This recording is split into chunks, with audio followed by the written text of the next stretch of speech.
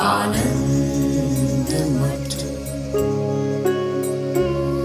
आनंद मठ और ऋषियों की अनमोल धरोहर को संजोएं।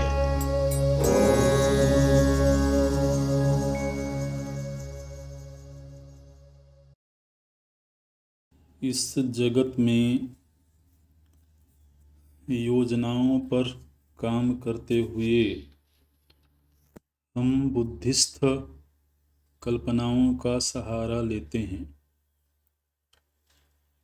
ये निद्रा के प्रपंच से किस प्रकार भिन्न है, कृपया स्पष्ट कीजिए।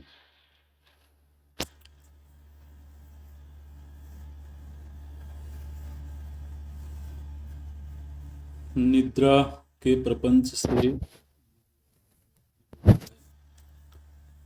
इसका अर्थ शायद स्वप्नावस्था होगी, क्योंकि अगर निद्रा का अर्थ सुषुप्ति है तो सुषुप्ति में तो कोई प्रपंच रहता नहीं है। तो स्वप्न से बुद्धिस्थ कल्पनाएं किस तरह से भिन्न हैं, ये प्रश्न पूछा गया है। जागृत अवस्था में जो कल्पनाएं होती हैं वहां पर चूंकि अहंकार की पूर्ण जागृति होती है,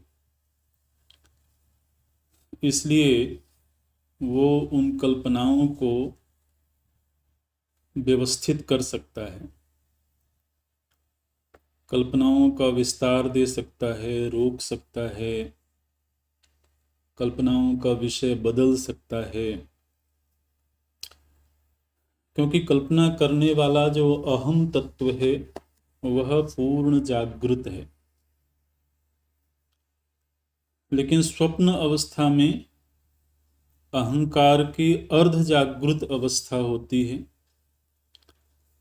इसलिए वहाँ जो भी प्रपंच उपस्थित हो रहा है वह वासनाओं से ही प्रेरित है। वासनाओं का जो मालिक है वो वहाँ पूर्ण जागृत नहीं है, इसलिए वो उनको व्यवस्थित नहीं कर सकता है, उनको प्रबंधित नहीं कर सकता है। तो इस दृष्टि से भेद है। जहाँ तक बुद्धिस्थ होने की बात है तो स्वप्न भी बुद्धिस्थ है और जागृत की कल्पना भी बुद्धि में ही है।